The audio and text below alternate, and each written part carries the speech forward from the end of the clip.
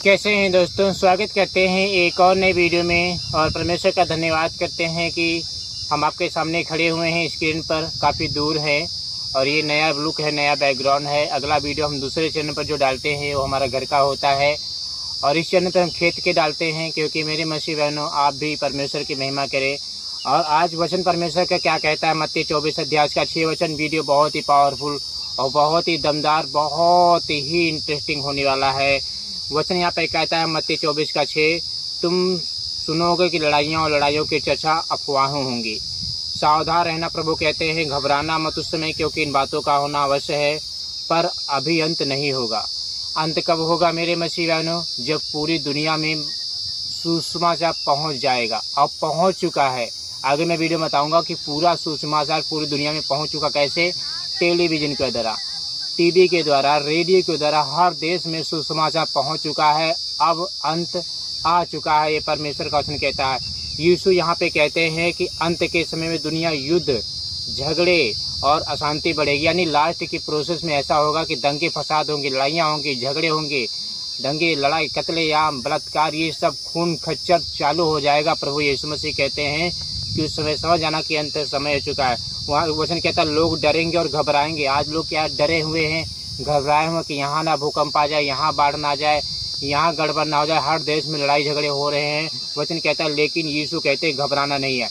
यानी यीशु मसीह विश्वासियों के लिए खुशखबरी कहते हैं, हम लोगों के लिए, आप लोगों के लिए खुशखबरी है। यीशु यहाँ पे कहते हैं कि बच्चों तुम्हें घबराना नहीं है, तुम्हें परेशान नहीं होना, क्योंकि मैं तुम्हारे साथ हूँ। कोई हो ना हो, लेकिन यहोवा हमारे साथ है, खुदा हमारे साथ। वो हमें घबराने के लिए नहीं कहता है। वचन कहता है क्योंकि यह सब अंत की शुरुआत होगी। यानी लड़ाई होंगी, झगड़े होंगी, ये सब क्या होंगी? शुरुआत होंगी। तो तुम समझ जाना कि मेरा आना निकट है। वचन कहता है पूरा अंत अभी नहीं आया है। यानी पूरी दुनिया का जो खात्मा है अभी नहीं आया। पहले रैप्चर होगा, मसीह लोगों का पहले रैप्चर होगा, उठा लिए जाएंगे। वचन कहता है इसका मतलब है कि विश्वास बनाए रखना बहुत ज़रूरी है।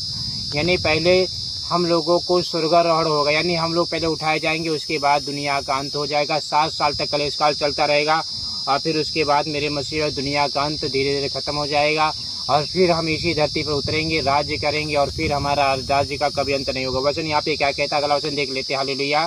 दोस्तों यहाँ पे परमेश्वर का अगला वचन यहाँ पे कहता है मत्ती की पुस्तक 24 अध्याय उसका 7 वचन, क्योंकि जाति पर जाति और राज्य पर राज्य चढ़ाई करेगा और जगह जगह अकाल और भूकंप होंगे। ये परमेश्वर का वचन कहता है कि अंत के दिनों में देशों के बीच युद्ध होंगी। अमेरिका, यूक्रेन, पाकिस्तान, इंडिया और मेरे रूस, ये सब क्या युद्ध लड़ रहे हैं। हर देश आपस में लड़ाई झगड़ा कर रहे हैं। तो यहाँ पे वचन कहता है कि मेरे आने से पहले युद्ध होंगे, लड़ाई झगड़े होंगे और ये सब हो रहा है। आपको बस तैयार। वचन कहता है और प्राकृतिक आपदाएं जैसे भूकंप, अकाल और महामारी बढ़ेंगी। यह दुनिया के आसंतुलन को दिखाता है। यानी अंत के दिनों में भूकंप ज़्यादा आ जाएंगे। अमेरिका में भूकंप, इंडिया में भूकंप, दिल्ली में भूकंप, नेपाल में भूकंप बढ़ते चले जा रहे हैं। तो ये सब क्या? अंत की शुरुआत है। ये परमेश्वर का वचन कहता है। हालेलुया। दोस्तों ये परमेश्वर का वचन कहता है कि अंत के दिनों में भूकंप ज़्यादा आएंगी, महामारियाँ ज़्यादा आएंगी, आपदाएं ज़्यादा आएंगी, बीमारियाँ ज़्यादा आएंगी। तो ये सब हो रहा है। वचन कहता है मत्ती 24 का 14, और यह राज्य का सुसमाचार सारे जगत में प्रचार किया जाएगा, तब अंत आ जाएगा। ये परमेश्वर का वचन कहता है कि सारी दुनिया में यीशु मसीह का प्रचार किया जाएगा, अंत आ जाएगा। वचन कहता है, यीशु कहते हैं कि अंत आने से पहले उसकी शिक्षा, सुसमाचार यानी बाइबल का सुसमाचार पूरी दुनिया में फैल जाएगी। आज फैल चुका है इंटरनेट के द्वारा और मिशनरी के कार्य के इसी के द्वारा भविष्यवाणी को पूरा करें। यानी इंटरनेट के द्वारा, जो इंटरनेट आप वीडियो हमारा देख रहे हैं ये इंटरनेट के द्वारा ही देख रहे हैं। तो आपके घर में पास्टर कोई नहीं पहुंचा होगा, लेकिन यीशु मसीह का सुसमाचार पहुंच चुका है और ऐसे ही यीशु मसीह का सुसमाचार पूरी दुनिया में फैल चुका है। अब आपको क्या करना है? आपको तैयार रहना है, यीशु मसीह के आगमन में बने रहना है, ताकि हम रैप्चर में उठाए जाएं। वचन कहता है मेरी बसी बहनों, तब अंत आ जाएगा। अंत इतना भयानक होगा, अंत इतना डरावना होगा, अंत जो होगा बहुत ही खतरनाक होगा। वचन कहता है जो महिलाएं होंगी, जो विधवाएं होंगी, उनके लिए हाय है, क्योंकि विधवाओं के पर ज़्यादा आपत्ति आएगी, क्योंकि उनकी मारी मारी भागी भागी फिरेंगी। क्यों? क्योंकि विधवाएं जो है, जो वो गर्भवती महिलाएं, जो गर्भवती महिलाएं होंगी उनके पास ज़्यादा विपत्ति आएंगी, ज़्यादा आपत्ति आएगी। क्योंकि वचन कहता है हाय उन पर जो गर्भवती महिला होंगी वो मारी मारी भागी भागी फिरेंगी। क्यों? क्योंकि उन्होंने यीशु पर विश्वास नहीं किया, उन्होंने मूर्ति पूजा की, उन्होंने अपने पति को गाली दी है, उन्होंने अपने पति को छोड़कर दूसरी शादी की है। तो ऐसे वो छूट जाएंगी, रह जाएंगी, तो महिलाएं रोएंगी, उनके बच्चे जो है ना मसीह विरोधी पटक देगा। और वचन कहता कत्लेआम, दंगे फसाद होंगे, वचन कहता है बलात्कार होंगे, एक दूसरे की स्त्रियों की इज्जत लूटी जाएगी, क्योंकि मसीह विरोधी उस समय करवाएगा, वो होगी पूरी सरकार इंटरनेट में। लेकिन उस समय हम यहाँ पे नहीं होंगे, उस समय हम परमेश्वर के घर में होंगे और परमेश्वर के यहाँ मुकुट पहनते होंगे। और वचन कहता है आप हमारे निकाल से 2 तिमुथियुस 3:2, जब वचन कहता है लोग स्वार्थी हो जाएंगे। लास्ट के प्रोसेस में प्रभु यीशु मसीह कहते हैं कि लोग क्या हो जाएंगे? स्वार्थी हो जाएंगे, धन के प्रेमी हो जाएंगे। हम लोग क्या कहते हैं? धन कमा रहे हैं, परमेश्वर की खोज नहीं कर रहे हैं, हम सिर्फ धन के पीछे पड़े हुए हैं।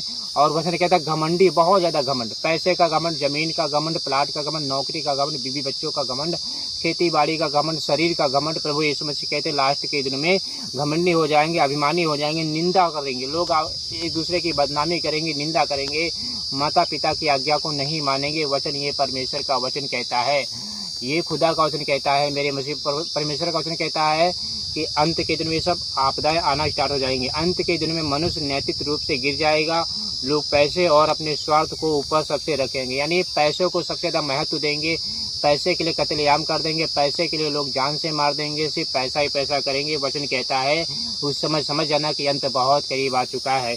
वचन यहाँ पे अगला कहता है, दूसरा पत्र 3:10, यहाँ पे इस प्रकार से लिखा हुआ है। यहाँ पे परमेश्वर का वचन कहता है, पर प्रभु का दिन चोर के समान आएगा, उस दिन आकाश बड़ी ध्वनि के साथ समाप्त हो जाएगा और तत्व जलकर नष्ट हो जाएंगे। यानी परमेश्वर जब आकाश को पकड़कर हिलाएगा तो सारे जो वो होंगे, क्या जो नक्षत्र हैं, ये जो चंद्रमा है, ये सितारे टूट टूट कर गिरेंगे, तो सारे मकान उसमें गिर जाएंगे। आकाश अचानक आएगा, यानी अंत जो है ना बिल्कुल ही अचानक आएगा, लोग तैयार नहीं होंगे, या एक बड़े परिवर्तन और न्याय का समय होगा। वचन यहाँ पे क्या कहता है? प्रभु यीशु मसीह चोर के समान, यानी चोर चोरी करने के लिए आता है लेकिन आपको नहीं पता चलता है और चोर चोरी करके चला जाता है। वैसे प्रभु यीशु मसीह आएंगे, हम केवल के चले जाएंगे। और वचन कहता है पत्नी सोती होगी, पति सोता होगा, कि ले लिया जाएगा, दूसरा छोड़ दिया जाएगा। ये परमेश्वर का वचन कहता है। क्यों? क्योंकि पत्नी रात को मोबाइल चलाती है, टिकटॉक देखती है, पति प्रार्थना करता है। पति जब गंदी वीडियो देखता है, दारू पीता, पत्नी प्रार्थना करती है, तो एक लिया जाएगा, दूसरा छोड़ा जाएगा। और दोनों अगर विश्वासी होंगे तो दोनों ही उठाए जाएंगे, क्योंकि परमेश्वर न्यायी है। पत्रस की प्रकाशित वाक्य की पुस्तक का वचन कहता है 1:7 वचन, देखो अब बादलों के साथ आने वाला है और हर आँख उसे देखेगी। यीशु मसीह फिर से आएंगे और उनका आगमन अब सभी लोग देखेंगे, कोई छुपा नहीं होगा। हालेलुया। यहाँ पे परमेश्वर का वचन कहता है कि देखो अब बादलों के साथ आने। पहले यीशु मसीह हम लोगों को, आप लोगों को कैसे आएगा लेने के लिए? स्वर्गदूतों के साथ। लेकिन वचन कहता है कि उस समय हर आँख नहीं देख पाएगी, उस समय हर लोग इंसान नहीं देख पाएंगे। लेकिन जब यीशु मसीह का दूसरा आगमन होगा तो वचन कहता है कि हर आँख उसे देखेगी, और जिन्होंने यीशु मसीह को बेधा था, मारा कूटा, तो वो भी देखेंगे। ये शास्त्री फरीसी लोग जो होंगे वो भी देखेंगे। कहाँ से देखेंगे? नरक से देखेंगे, अधोलोक से देखेंगे, वहाँ से देखेंगे। ये परमेश्वर यहोवा का वचन कहता है मेरे मसीह बहनों। तो आप यहाँ पे छूट मत जाना, आपको जाना है तो जाना है, यीशु मसीह के घर जाना है तो जाना है। मेरे में से दंगे फसाद, लड़ाई झगड़ा ना करे, गुस्सा क्रोध ना करे, जलजलाहट ना करे, परमेश्वर के वचन पे चलने की कोशिश करे। प्रकाशित हुआ कि 21:4 यहाँ पे वचन कहता है मेरे मसीह बहनों, और वह उनकी आंखों से सब आंसू पोंछेगा। यानी अगर हम इस पृथ्वी पर आंसू बहाएंगे, इस पृथ्वी पर रोएंगे, आंसू बहाएंगे, यीशु मसीह के लिए दुख सहेंगे, यीशु मसीह के लिए तकलीफें सहेंगे, तो स्वर्ग में हमारी आंखों के आंसू सब प्रभु यीशु मसीह पोंछेंगे। वचन कहता है फिर वह मृत्यु नहीं रहेगी, शोक नहीं रहेगा। अभी इंसान बूढ़ा होकर मर जाता, बीमारी, किडनी, लीवर फेल हो जाता, मर जाता, लेकिन स्वर्ग में ऐसा नहीं होगा। हम लोग अमर हो जाएंगे। कपड़ा ये जो है ये नहीं रहेगा, कपड़ा हमें नया मलमल का दिया जाएगा, सफ़ेद कपड़ा, और अपने महल में रहेंगे, सोने के घर में रहेंगे अपनी पत्नी के साथ। वचन कहता अंत के बाद नया स्वर्ग और नई पृथ्वी होगी, जहाँ दुख नहीं होगा, मौत नहीं वहाँ पे होगी, दर्द तो बिल्कुल भी नहीं ख़त्म हो जाएगा। यह सब परम शांति का समय होगा, यानी शांति ही शांति हमें परमेश्वर देंगे। ये अंत का समय चल रहा है, इसीलिए प्रभु यीशु मसीह कहते हैं मन फिराओ, परमेश्वर यीशु मसीह के पास लौट आओ, क्योंकि समय बहुत करीब आ चुका है। अंत के समय में मेरे मसीह बहनों हम जी रहे। मत्ती 10:24 अध्याय का 13 वचन, पर जो अंत तक धीरज धरे रहेगा उसी का उद्धार हो जाएगा। यहाँ पे वचन कहता है जो लास्ट तक धीरज धरे रहेगा, जो अंत तक धीरज धरे रहेगा उसी का उद्धार हो जाएगा। जो लोग विश्वास में बने रहेंगे और कठिन समय में भी परमेश्वर पर भरोसा रखेंगे, उन्हीं का उद्धार होगा। यानी जो लास्ट के समय में भी यीशु मसीह में बने रहेंगे, विश्वास में बने रहेंगे और प्रार्थना करते रहेंगे और कठिन समय में भी प्रार्थना करेंगे, यीशु मसीह को छोड़ेंगे नहीं, सताओं में भी नहीं छोड़ेंगे, तो वचन कहता है उन्हें ही उद्धार का मौका मिलेगा, उनको ही जीवन का मुकुट मिलेगा। ये परमेश्वर यहोवा का वचन कहता है। जीवन का मुकुट पाना है तो सिर्फ यीशु मसीह को पकड़े रहें, यहोवा को पकड़े रहें, खुदा को पकड़े रहें, वही आपकी सहायता कर सकता है। हालेलुया। इसीलिए मेरे मसीह प्रार्थना करते रहें, जागते रहें, क्योंकि प्रभु का आगमन बहुत ही निकट है। वो सेनाओं का यहोवा आने वाला है, वो राजाओं का राजा आने वाला है। हर एक इंसान उसे देखेगा। मेरे मसीहानो, आपके मन में क्या चल रहा है परमेश्वर जानता है।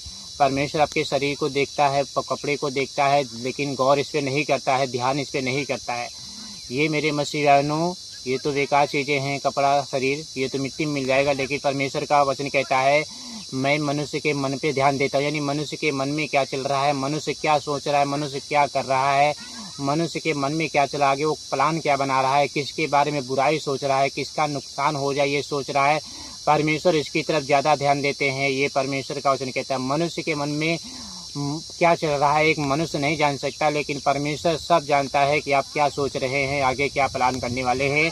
इसीलिए परमेश्वर का वचन कहता है कि जिनके मन शुद्ध होंगे वे परमेश्वर को देखेंगे। यानी जिनके मन शुद्ध होंगे, जिनके मन अच्छे होंगे, वो एक दिन खुदा को देखेंगे, एक दिन परमेश्वर यहोवा को देखेंगे। बाइबल के अनुसार अंत के दिन डराने के नहीं हैं। यानी हम लोग क्या करें, डर रहे हैं, हम लोग घबरा रहे हैं। क्यों? क्योंकि हमारी तैयारी नहीं है, हम तैयार नहीं हैं, इसीलिए हम डर रहे हैं। तो हमें डरने के लिए प्रभु यीशु मसीह ने नहीं बुलाया है, हमें तैयार होने के लिए बुलाया है। वचन कहता है बल्कि चेतावनी देने के लिए बताए गए। यानी जो बाइबल के वचन हैं इन्हें इसलिए लिखे गए हैं ताकि इन्हें पढ़े समझे चेतावनी के रूप में, और गंभीरता से ले, मजाक में, हल्के में ना ले, इन्हें सोचे समझे गंभीरता से ले। इसमें कहा गया है कि दुनिया में बुराई बढ़ेगी, लेकिन जो लोग विश्वास और अच्छाई में बने रहेंगे वे परमेश्वर के साथ अनंत जीवन बिताएंगे। जो लास्ट तक विश्वास में बने रहेंगे, जो लास्ट तक अच्छा जीवन जिएंगे, पवित्र जीवन जिएंगे, वे क्या होंगे, प्रभु यीशु मसीह के साथ अनंत काल का जीवन बिताएंगे। अनंत काल का होता है जो कभी नाश ना होने वाला, कभी मरने ना वाला जीवन, अनंत काल का जीवन, उसमें हम बिताएंगे। परमेश्वर यहोवा का वचन कहता है मेरे मसीह बहनों। अब दुनिया में बुराई बढ़ेगी, यानी बुराई बहुत ज़्यादा। आप जानते हैं कि भाई भाई की एक हत्या कर देते हैं ज़मीन के खातिर, खेती बाड़ी के खातिर, ज़मीन की हत्या के खातिर भाई भाई की हत्या कर देते हैं। मसीह में होकर हम बुराई करते हैं, ये सब चालू है। आपको बिल्कुल तैयार रहना है। चलिए जी, प्रार्थना करते हैं, वीडियो को लाइक करें और हमारे छोटे से यूट्यूब को सब्सक्राइब करके ही जाया करें। हालेलुया। हे हमारे परमपिता परमेश्वर प्रभु, आपका धन्यवाद करते हैं क्योंकि आपने हम पर इतना प्रेम किया है, इतनी दया की, इतने अनुग्रह किया है कि हमें आपने बचाया है, संभाला है। जो लोग परेशान हैं अपने जीवन से, जो लोग दुखी हैं अपने जीवन से, जो लोग प्रॉब्लम में अपने जीवन से, प्रभु इनके जीवन से सारे दुख दूर हो जाए, इनके जीवन से सारी तकलीफ़ें दूर हो जाए। इनकी हर तरफ से मदद कीजिए प्रभु, इनकी हर तरफ से सहायता कीजिए, इनके जीवन में बड़े बड़े काम कीजिए प्रभु जी, और इनका उद्धार कीजिए प्रभु जी। इनके ऊपर दया कीजिए, इनके ऊपर रहम कीजिए, इनकी तकलीफ़ों को दूर कीजिए, इनकी समस्याओं को डिलीट कीजिए प्रभु जी। जो काफ़ी परेशान रहते हैं, जो काफ़ी दुखी रहते हैं अपने जीवन से, इनके पास पैसा नहीं है, धन नहीं है, बीमारियां हैं प्रभु जी, सब कुछ नॉर्मल कीजिए। यीशु मसीह में शांति मिलने पाए प्रभु। आपके सिवा हमारा कोई नहीं जो हमारी सहायता करे, जो हमारी मदद करे, जो हमारी हेल्प करे। आप ही मेरे मुक्तिदाता हैं, आप ही मेरे उद्धारकर्ता परमेश्वर हैं, आप ही जगत की ज्योति हैं, आप ही जीवन की रोटी हैं प्रभु जी। आप हमें संभालिए, आप हमें बचाइए, आप हमारे जीवन को बचाइए। धन्यवाद करते हैं कि सचमुच आप मेरे खुदा हैं। आपने मुझ पर चंगाई दी है, आपने मुझे छुटकारा दिया है, आपने मेरे जीवन को बदला है। यीशु मसीह आपकी महिमा करते हैं, प्रभु की महिमा करे, प्रभु की बड़ाई करे, प्रभु की तारीफ़ करे, क्योंकि तारीफ़ के योग हमारा राजा है, तारीफ़ के योग है परमेश्वर, बड़ाई के योग है परमेश्वर, जगत की ज्योति परमेश्वर। आपकी महिमा करते हैं प्रभु जी। इन सब की तकलीफ़ों को दूर करें, इन सब की मुसीबतों को दूर करें, इन सब के जीवन खुशियाँ लाइए, इनके जीवन में आशीष लाइए प्रभु जी। ये जो भी कुछ मांगते नहीं दीजिए प्रभु जी, क्योंकि आप ही मेरे मुक्तिदाता है।